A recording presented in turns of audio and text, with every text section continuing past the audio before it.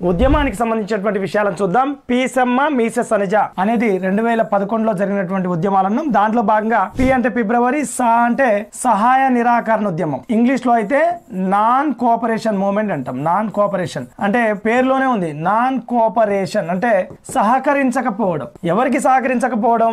ప్రభుత్వానికి సహకరించకపోవడం. ఎవరు సహకరించొద్దు ప్రభుత్వానికి అనంటే ప్రారంభంలో ఉద్యోగులు అనుకున్నప్పటికీ తర్వాత అందరూ కూడా ప్రజలందరూ పార్టిసిపేట్ అయ్యారు. ఎలా సహకరించకపోవడం అన్నప్పుడు శిస్తులు, పన్నులు కట్టకపోవడం అంటే కరెంటు ఛార్జీలు చెల్లించకపోవడం, లేదా బస్ టికెట్ చెల్లించకపోవడం. సో తెలంగాణ ఉద్యమంలో నేను కూడా ప్రత్యక్షంగా పాల్గొన్నటువంటి ఉద్యమం నాన్ కోఆపరేషన్ మూవ్మెంట్. నేను ఎలా పాల్గొన్నా అనేది కూడా మీకు చెప్పే ప్రయత్నం చేస్తా. సో అంతకంటే ముందుగా సిలబస్ టు సిలబస్ నేర్చుకుంటున్నాం కాబట్టి మరి ఎవరి ఇన్స్పిరేషన్ ఆధారంగా వచ్చింది అని అంటే గాంధీజీ 1922లో గాంధీజీ ఏదైతే నాన్ కోఆపరేషన్ మూవ్మెంట్ ఉందో అక్కడ గాంధీ చేపట్టినటువంటి సహాయ నిరాకరణ ఉద్యమం ఏదైతుందో దానిని ఇన్స్పిరేషన్ గా తీసుకొని ఇక్కడ కేసీఆర్ గారు ప్రకటించారు